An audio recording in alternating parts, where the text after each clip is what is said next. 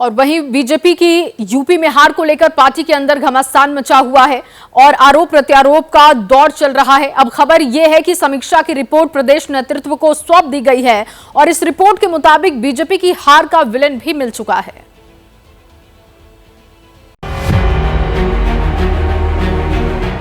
ये हैं फैजाबाद के सांसद अवधेश पासी, जिन्हें अखिलेश यादव अपनी ट्रॉफी की तरह हर जगह साथ लेकर घूम रहे हैं। कहा जा रहा है कि अवधेश पासी को अखिलेश इसलिए प्रोजेक्ट कर रहे हैं ताकि बीजेपी को एहसास हो सके कि वो यूपी ही नहीं बल्कि अयोध्या जैसी आइकॉनिक सीट भी हार चुके हैं। सच्चाई है कि जिस अयोध्या के दम पर बीजेपी ने लोकसभा चुनाव में जीत की रणनीति बनाई थी, उस फैजाबाद लोकसभा में पार्टी राम मंदिर बनने के बाद भी हार गई। एबीपी न्यूज को मिली जानकारी के मुताबिक हार की समीक्षा कर रही बीजेपी की स्पेशल टीम ने प्रदेश नेतृत्व को विस्तृत रिपोर्ट सौंप दी है।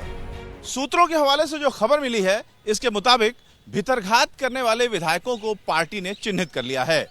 भितरघात करने वाले बीजेपी विधायक नेतृत्व के रडार पर आ गए हैं। आगामी विधानसभा चुनाव में ऐसे करीब 100 बीजेपी विधायकों के टिकट कट सकते हैं। सूत्रों की माने तो जातीय समीकरण पक्ष में होने के बावजूद कई विधायक अपनी सीट नहीं जिता पाए। लोकसभा चुनाव का रिजल्ट इस तरह का रहा कि वाराणसी में पीएम मोदी की लीड घट गई। पार्टी ने 10 लाख से जीत का लक्ष्य रखा था, लेकिन पहले दोनों बार के मुकाबले वोट घट गए। 2014 में मोदी को 56% वोट मिले थे। 2019 में ये आंकड़ा बढ़कर 64% तक पहुंच गया, लेकिन 2024 में ये आंकड़ा 54% पर आ गया। बीजेपी वाराणसी जीत गई, लेकिन यूपी में पार्टी को जबरदस्त नुकसान हुआ। बीजेपी के लिए यूपी की हार हैरान करने वाली इसलिए है क्योंकि पार्टी को सबसे ज्यादा नुकसान यही हुआ।